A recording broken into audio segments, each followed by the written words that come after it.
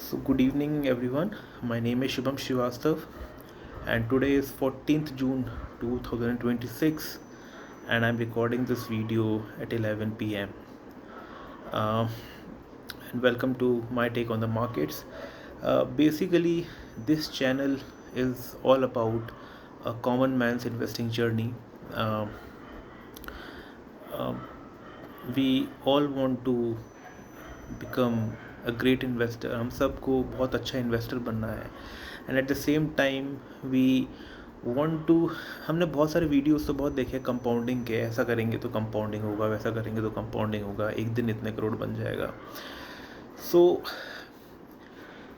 Basically ये जो channel है ये आपकी, मेरी और हम जैसे बहुत सारे सैलरीड इंडिविजुअल की कहानी होगी जो कि आज से शुरू होगी और बहुत सालों तक चलेगी.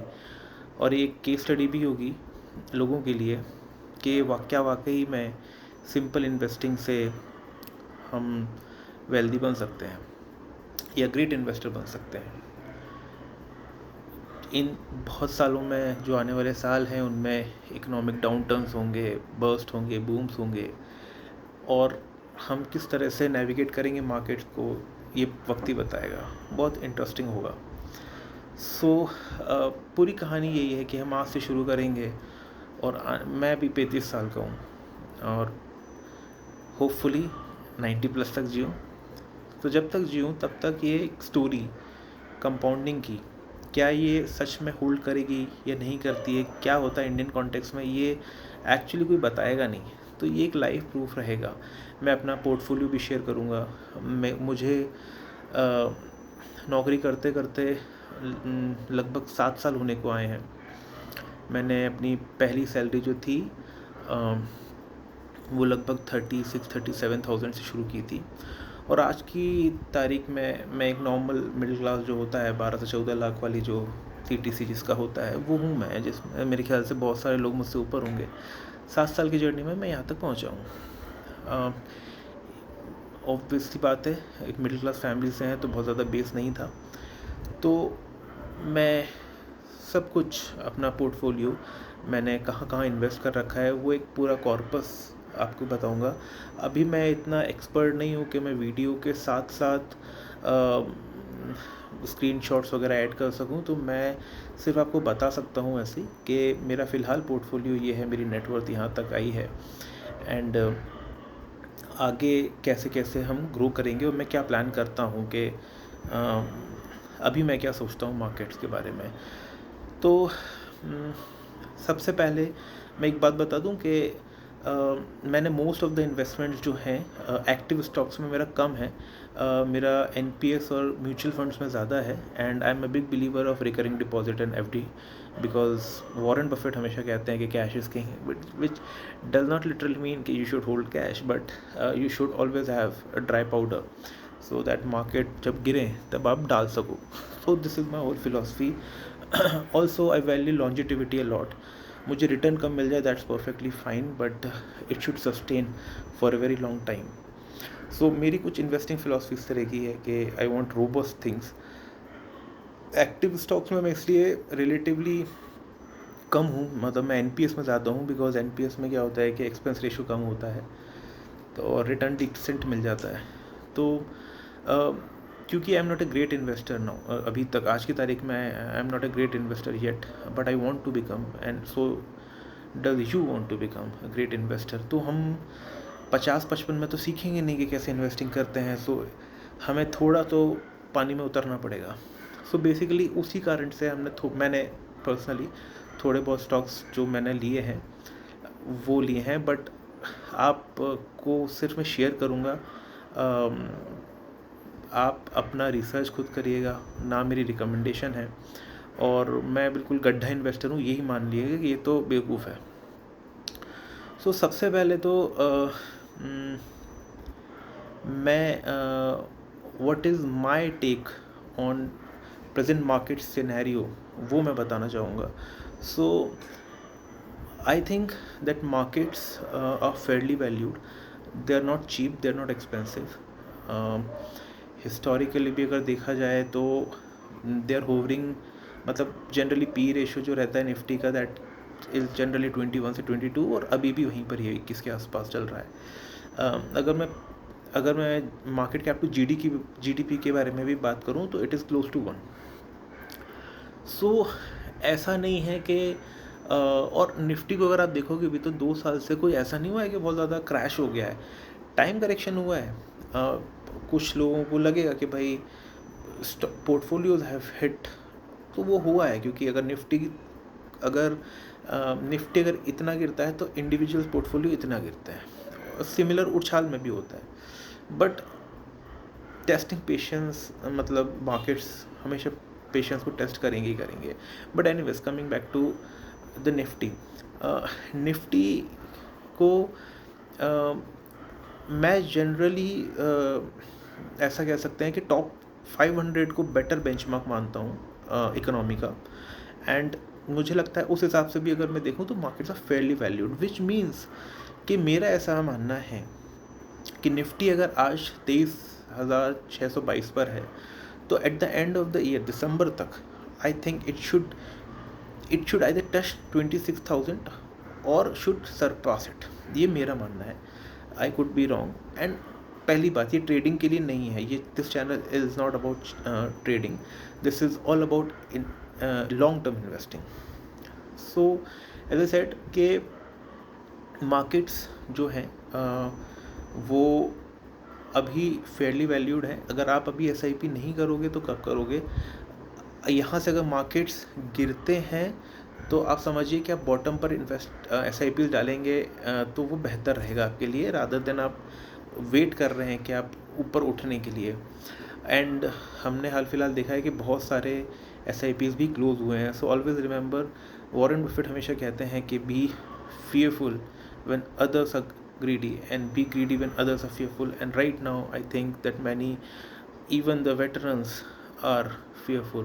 So I'm not saying कि भी जान लगाने का टाइम है, but it is definitely not the time to stop your SIPs. So continue your SIPs.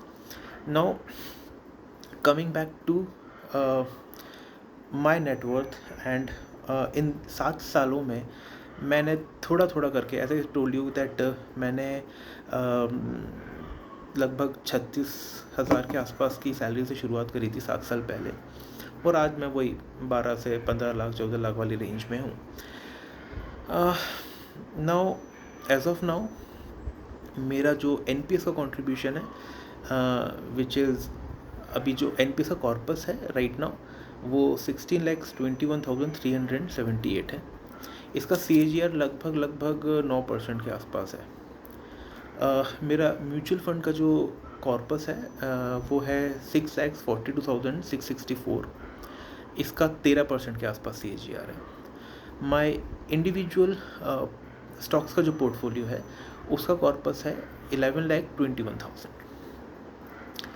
इसका CAGR मैंने नहीं निकाला है, क्योंकि इसमें हुआ क्या है कि कुछ स्टॉक्स थे जो मैंने अपना एक्टिव स्टॉक्स का पोर्टफोलियो थोड़ा सा रीबैलेंस अभी किया है, जिसमें से कुछ स्टॉक्स थे वो मैंने सेल करे हैं, कुछ थे जो अभी मैंने रखे हैं वो सिर्फ लॉन्ग टर्म के लिए, वो मैं भी शेयर करूँगा।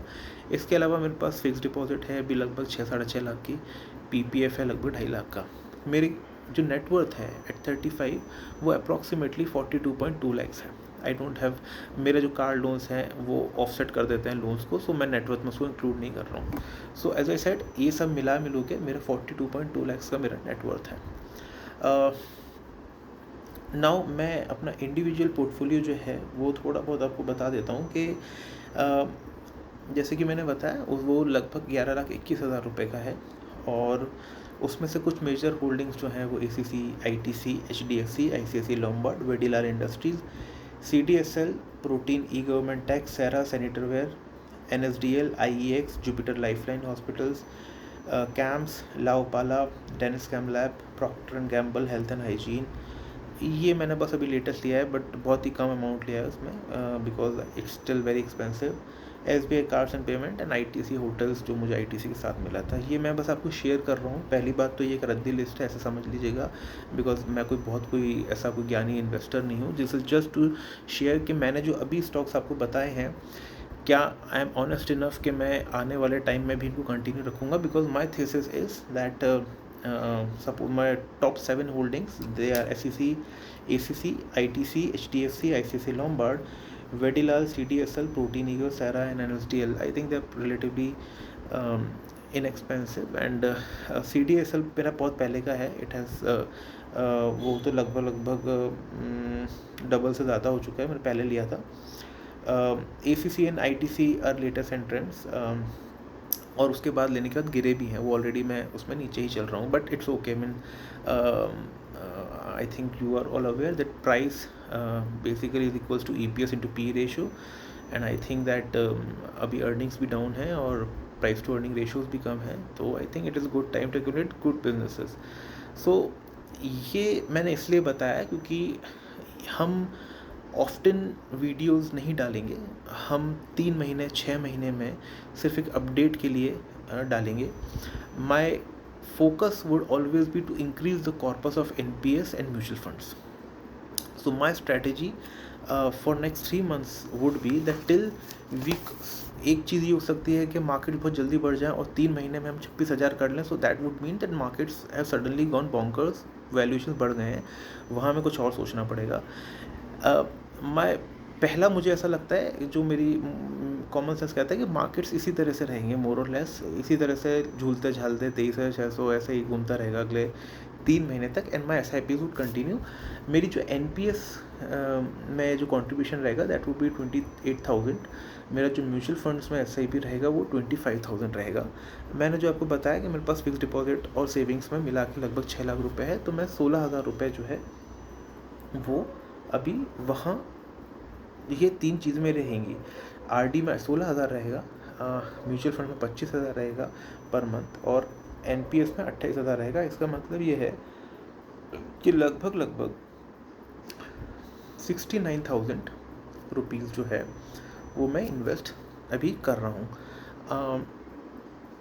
लेट्स सी कि हम आने वाले 3 महीनों में कहाँ पहुँचते हैं.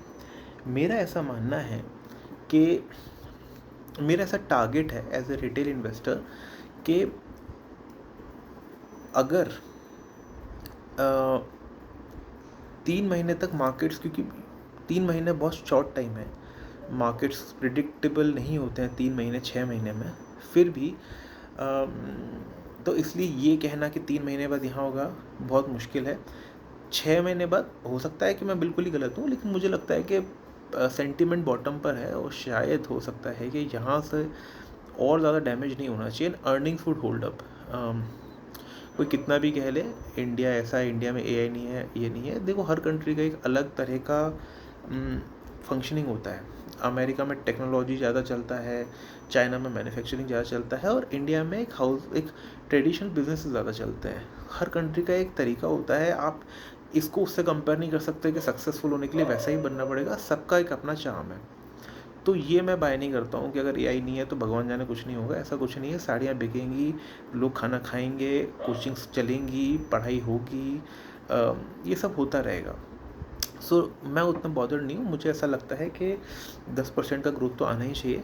सो मैंने इसीलिए बोला है कि शायद दिवाली के टाइम पर, या फिर दिवाली भी नहीं, ईयर एंड तक, दिसंबर तक हमको 26,000 मिलना चाहिए. सो लेट्स सी क्या होता है. मैंने एज ऑफ नाउ 3-4 चीज़ें बताई कि ये चैनल किस चीज़ के बारे में है. ये बेसिकली एक कॉमन मैन की जर्नी है, आपकी और मेरी. आप भी शुरू करिए मेरे साथ, और किस तरह से हम अपना नेटवर्थ को ग्रो करेंगे वो हम देखेंगे आने वाले 10, 15, 20 सालों में. तो चैनल पर वीडियो बहुत फ्रीक्वेंटली नहीं होगा. 3 महीने में शायद एक बार होगा. आज मैंने बताया कि निफ्टी 23,622 पर है. मैं एक्सपेक्ट कर रहा हूँ कि लगभग 26,000 ईयर एंड तक आए. पहली बात. सेकंड बात मैंने बोली, मेरा जो नेटवर्थ है वो मैंने आपके संग शेयर किया पूरा, कितना NPS में है, कितना FD में है, कितना म्यूचुअल फंड्स में, कितना एक्टिव स्टॉक्स में है, और वो 42.2 लाख अप्रॉक्सीमेटली है. और वो कहाँ तक जाता है अगले 6 महीने में. तो हम कोशिश करेंगे कि 50 लाख तक पहुँच जाएं और इक्विटी एक्सपोजर 40 लाख के ऊपर पहुँच जाए. जैसे मैंने बोला, ड्राई पाउडर ज़रूरी है, तो RD चलती रहेगी, FD रहेगी. तो सो फार मेरे पास अभी यही था बताने को, और 3-4 महीने बाद मिलेंगे. मेरे ख्याल से अभी के लिए इतना काफ़ी है. लेट्स सी हम 3 महीने बाद कहाँ पहुँचते हैं मार्केट्स में। स्टॉक्स भी मैंने शेयर कर दिए हैं, उनकी थीसिस सिर्फ ये है कि I have found them reasonably good business, and thesis ये भी है कि भाई मैं अगर आज डायरेक्ट स्टॉक्स में इन्वेस्ट नहीं करूँगा तो सीखना सिर्फ रिटर्न नहीं होता है, सीखना वोलेटिलिटी भी होता है कि वो गिर जाते हैं, because you are owning a business, it's not just that you just buying a stock price से मतलब नहीं होना चाहिए, you buying great business, good business at a reasonable price, और वो वोलेटिलिटी झेलना भी आना चाहिए कि वो 20% कम है। आई रिमेंबर वॉरेन बफेट ने ऑक्सीडेंटल पेट्रोलियम लिया था एंड 3 साल तक वो -15-25% था and he still held it. And आज की तारीख में जब मार्केट्स थोड़े से जो भी हैं शेकी वेदर्स पर हैं, but still I think Occidental has done good, now he is up 10%, so and also he is getting good dividend. So the whole point is कि हम कोई बहुत ग्रेट इन्वेस्टर नहीं है, we are starting out, and let's see हम कहाँ तक पहुँचते हैं इस जर्नी में। स्टॉक्स जो हम बाय करेंगे ये हम बहुत लंबे समय तक रखेंगे, जो भी स्टॉक्स मैंने मेंशंस करे हैं वो मैं कोई बेचने नहीं वाला हूँ 5-10 ईयर्स, और ये इस तरह से डालने से ये भी I would be honest to you also कि मैंने जो स्टॉक्स ली हैं, और क्योंकि वो एक चंक है, लेकिन my main focus would be NPS का कॉर्पस कैसे बढ़ाना है एंड म्यूचुअल फंड का कॉर्पस क्यों बढ़ाना है। एंड हम जब नेक्स्ट वीडियो डालेंगे तो हम इसमें फोकस करेंगे कि क्यों कॉर्पस बढ़ाना बहुत इंपॉर्टेंट होता है, भले रिटर्न कम आए तो। और वो जो कॉर्पस है वो एक्टिव स्टॉक्स में एक्चुअली बहुत मुश्किल है अभी, जब तक आप बहुत सीजन नहीं हो जाते हो। कॉर्पस बढ़ाना एनपीएस और म्यूचुअल फंड्स में रिलेटिवली बेटर आइडिया रहेगा गोइंग फॉरवर्ड। अगर हम बहुत अच्छे इन्वेस्टर बन गए मजाक में तो एक अलग बात है, हम देखेंगे। सो फार अभी तक यहीं तक रखते हैं, लेट्स मीट आफ्टर 3 मंथ्स। आज मैंने बताया कि 14 जून है और 11 बज रहा है, तो हम जुलाई अगस्त सितंबर ऑनवर्ड्स कभी मिलेंगे, फिर पोर्टफोलियो पे अपडेट देंगे कि हमारी नेटवर्क कहाँ तक बढ़ी। मैंने बताया कि हम 28,000 एनपीएस में डाल रहे हैं, 25,000 म्यूचुअल फंड्स में डाल रहे हैं, स्टॉक्स में अब कुछ नहीं डाल रहे हैं। जो है स्टॉक्स का 11,21,000 वो वैसा का वैसा ही है, उसमें कुछ छेड़छाड़ नहीं हो रही है। वो कहाँ तक बढ़ा क्या हो रहा है वो अपन उस टाइम पे देखेंगे, ठीक है। सो अब मिलते हैं 3 महीने बाद।